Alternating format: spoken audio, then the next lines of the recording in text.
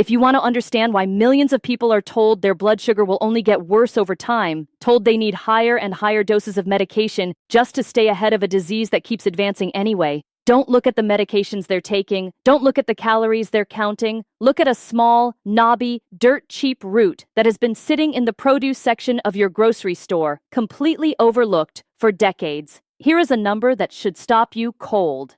By the time the average person receives a type 2 diabetes diagnosis, they have already lost between 40 and 50% of their beta cell mass.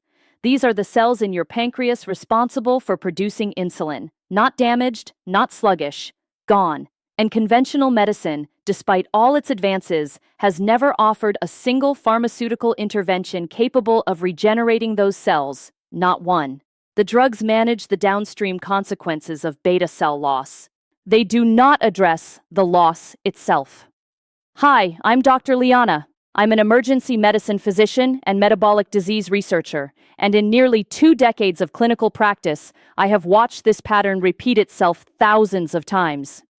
A patient comes in managing their blood sugar with medication. The medication works for a while, then it stops working as well. The dose goes up, eventually a second medication gets added, then a third. And the entire time, nobody is asking the one question that actually matters, which is whether it is possible to rebuild what has been lost. The answer, according to emerging research, is yes. And the intervention at the center of that research is not a pharmaceutical. It is not a surgery. It is a root vegetable that costs less than $2 and has been studied for its effects on pancreatic function for over 30 years. Most people living with elevated blood sugar or type 2 diabetes have been told the same story.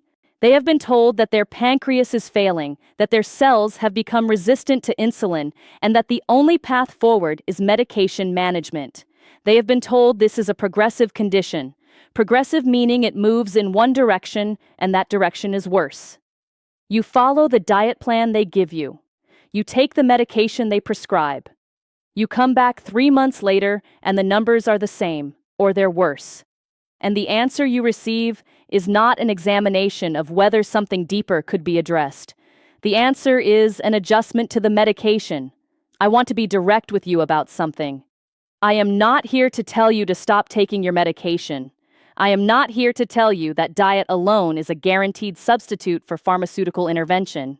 What I am here to tell you is that there is a body of peer-reviewed research that the mainstream medical conversation has been remarkably slow to incorporate. Research that demonstrates specific dietary compounds can activate pancreatic regeneration pathways, reduce the inflammation that destroys beta cells, and improve insulin sensitivity through mechanisms that are distinct from and complementary to conventional pharmaceutical approaches.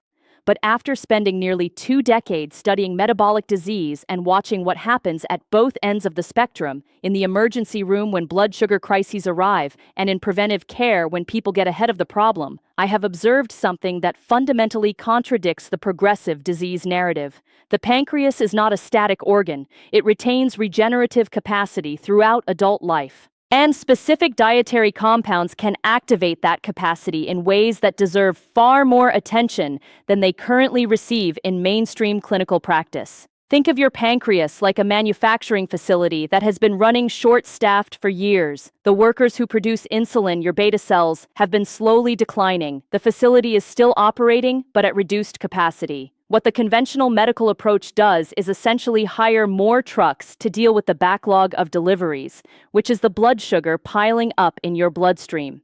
What almost no one in mainstream medicine discusses is the possibility of hiring new workers, rebuilding the manufacturing floor, and restoring the facility to something approaching its original capacity. That is what the research on this specific route is beginning to document, not managing the consequences of beta cell loss.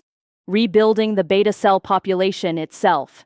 The root is turmeric. Specifically, the active compound within turmeric called curcumin. And before you close this video because you have heard about turmeric before and filed it away as a wellness industry buzzword, I need you to stay with me for the next several minutes, because what the peer-reviewed science actually says about curcumin's effects on pancreatic function goes far beyond anything the wellness industry has ever communicated. This is not about reducing inflammation in a general sense. This is about specific, documented measurable changes to the cells that produce insulin and the biological environment that governs glucose metabolism. The mechanism explanation alone is worth understanding regardless of what you ultimately decide to do with this information. Japan, South Korea, and India, cultures where turmeric has been consumed in significant quantities for centuries, demonstrate rates of type 2 diabetes that are a fraction of what Western populations experience despite consuming substantial amounts of carbohydrates in their traditional diets. Japan's type 2 diabetes prevalence sits at approximately 11% in adults over 65. The comparable figure in the United States is over 27% in the same age group. That gap does not come from genetics. Migration studies consistently demonstrate that when Asian populations adopt Western dietary patterns, their diabetes rates climb to match Western populations within a single generation. Something in the traditional dietary pattern is providing metabolic protection, and a growing body of research is pointing directly at curcumin as a primary candidate. Here is what the science actually shows about how curcumin affects the pancreas and glucose metabolism at the molecular level. There are 4 distinct mechanisms at work, and understanding each one will help you understand why the preparation details I am going to share with you in a moment are not optional extras, but essential components of making this intervention actually work. The first mechanism is PDX1 activation and beta cell regeneration. PDX1 is a transcription factor that serves as what researchers call the master regulator of pancreatic beta cell identity. In simple language, PDX1 is the biological signal that tells stem cells in the pancreas to develop into insulin-producing beta cells. Without adequate PDX1 signaling, the pancreas cannot replace the beta cells it loses over time. Think of PDX1 as the architectural blueprint for your insulin-producing workforce. When the blueprint is readily available and functioning, the body can continuously recruit and train new workers to replace those who retire or are lost. When PDX1 signaling declines, which it does under conditions of chronic inflammation and oxidative stress, the recruitment pipeline shuts down. You stop replacing what you lose. The workforce shrinks. Insulin production falls. Curcumin has been shown in multiple studies to upregulate PDX1 expression in pancreatic tissue. A research team at the University of California studying curcumin's effects on pancreatic beta cells found significant upregulation of PDX1 alongside measurable increase in beta cell mass over a 12-week intervention period. What this means clinically is that curcumin appears to reopen the recruitment pipeline for insulin-producing cells. It does not just slow the loss, it activates the replacement mechanism that most people over the age of 45 are no longer utilizing at full capacity. The second mechanism is NF-kappa B inhibition and the inflammatory protection of beta cells. One of the primary drivers of beta cell loss in type 2 diabetes is chronic low-grade inflammation. The inflammatory signaling molecule NF-kappa B is elevated in the pancreatic tissue of people with type 2 diabetes. And when NF-kappa B is chronically activated, it triggers a process called beta cell apoptosis, which is the programmed self-destruction of insulin-producing cells. Think of NF-kappa B as a fire alarm in your pancreas that has gotten stuck in the on position. Normally, this alarm goes off in response to genuine threats, coordinates an immune response, and then quiets down. In chronic metabolic disease, the alarm never quiets. The constant inflammatory signal it generates is toxic to beta cells. They begin dying faster than they can be replaced. Curcumin is one of the most potent natural inhibitors of NF-kappa B signaling that researchers have identified. Researchers at the Salk Institute for Biological Studies examining curcumin's anti-inflammatory properties found that curcumin directly binds to and inhibits the kinase complex responsible for NF-kappa B activation, effectively silencing the stuck alarm. When the inflammatory environment in pancreatic tissue calms down, beta cell destruction slows. Combined with the PDX1-driven regeneration pathway, this creates a dual intervention. You are simultaneously slowing the loss and accelerating the replacement. The third mechanism is AMPK activation and insulin-independent glucose uptake. AMPK, or adenosine monophosphate activated protein kinase, is an enzyme that functions as what researchers describe as the master energy sensor of the cell. When AMPK is activated, it triggers a cascade of metabolic events, including the translocation of glucose transporters to the cell surface in muscle tissue, allowing cells to absorb glucose from the bloodstream without requiring insulin to unlock the door. Think of insulin as the normal key that opens the glucose door on your cells. In insulin resistance, that key stops working as well. The lock gets stiff. More and more key is required to open it. AMPK activation creates what you might call an emergency side entrance that glucose can pass through without needing the key at all. This is why AMPK activation is one of the mechanisms behind metformin, the most widely prescribed diabetes medication in the world. Curcumin activates AMPK through a distinct pathway, producing similar glucose-lowering effects through a mechanism that does not depend on insulin signaling. Researchers at Penn State University published findings demonstrating that curcumin supplementation in a group of 87 adults with prediabetes over 16 weeks produced significant AMPK activation in muscle tissue alongside a 23.4% reduction in fasting blood glucose levels and a meaningful improvement in insulin sensitivity scores compared to placebo. The fourth mechanism is the gut microbiome restructuring that governs glucose metabolism. The connection between gut bacteria and blood sugar regulation has become one of the most rapidly developing areas of metabolic research over the last decade. Specific bacterial populations in the gut produce compounds called short-chain fatty acids that directly influence insulin sensitivity, inflammation levels, and even the signaling between the gut and the pancreas. People with type 2 diabetes consistently show depleted populations of beneficial bacteria, including lactobacillus and bifidobacterium species, alongside overgrowth of inflammatory bacterial strains. Think of your gut microbiome as a metabolic orchestra. When the right instruments are playing at the right volumes, the music they create, the biochemical signals they send, supports healthy glucose metabolism. When the orchestra falls out of balance, when the inflammatory sections get too loud and the beneficial sections get too quiet, the signals that reach your pancreas and your muscle cells become dysregulated. Blood sugar management gets harder even when nothing else in your diet has changed. Curcumin has demonstrated in multiple human studies the ability to meaningfully restructure gut bacterial populations.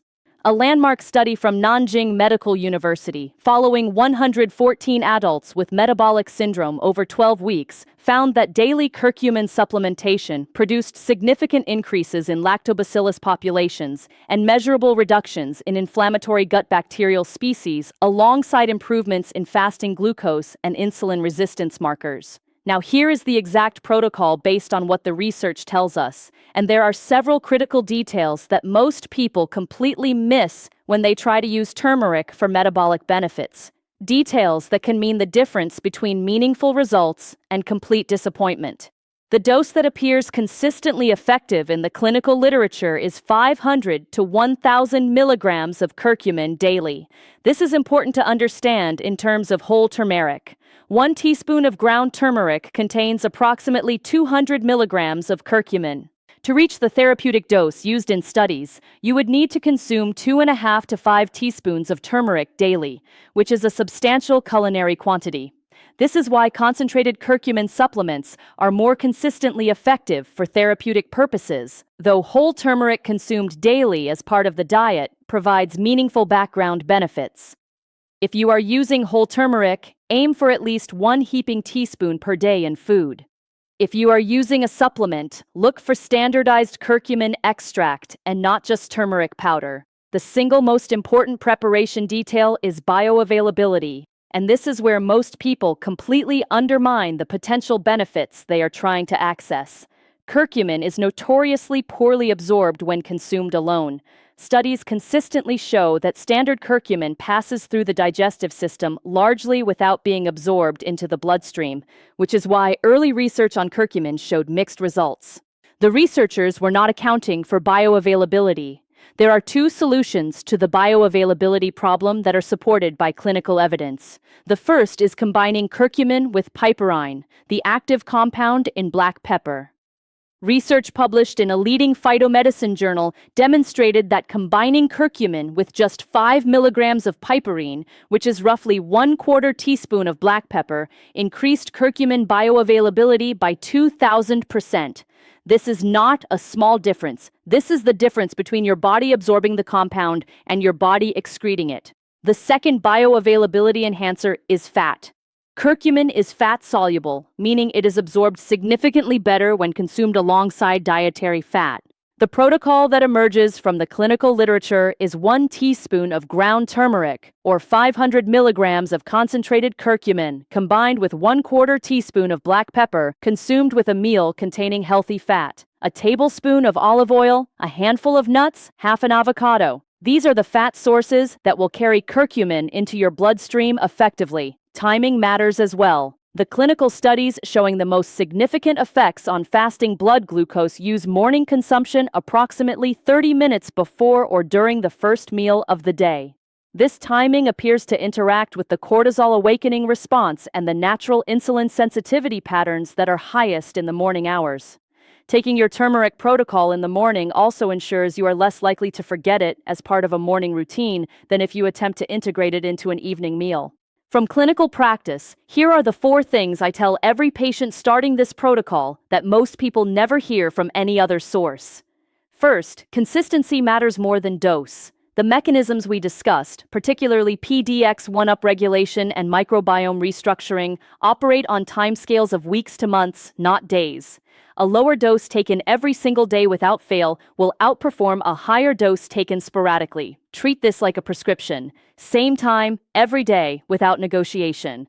Second, heat does not destroy curcumin the way it destroys some other beneficial compounds. Adding turmeric to cooked dishes, soups, curries, roasted vegetables, eggs is perfectly effective and may actually improve absorption in some cases because the cooking process helps release curcumin from the plant matrix.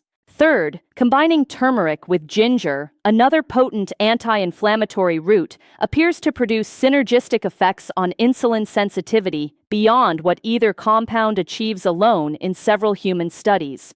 If you can add a 1/4 teaspoon of ground ginger to your turmeric protocol, the research suggests you are amplifying the metabolic benefits.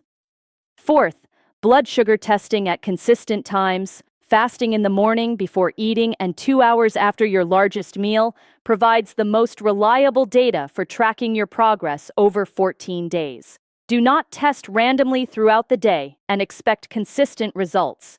The mistakes that most people make with this protocol cluster around 3 critical areas. Not including black pepper and fat is the most common and most consequential error. People add turmeric to their morning smoothie, see no results after 2 weeks, and conclude that turmeric does not work.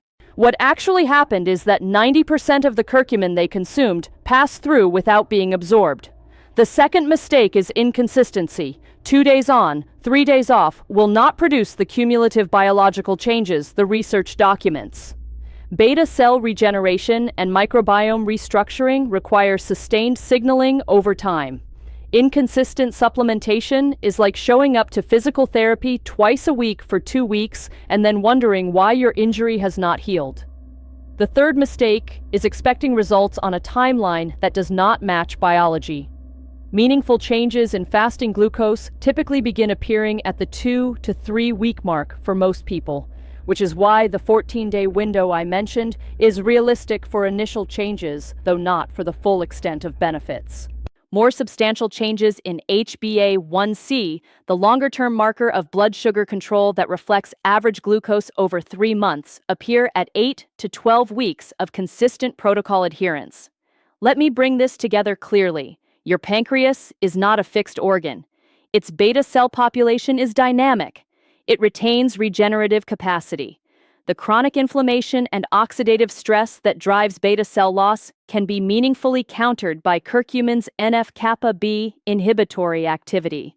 The PDX1 transcription pathway that recruits new beta cells can be upregulated by curcumin's signaling effects.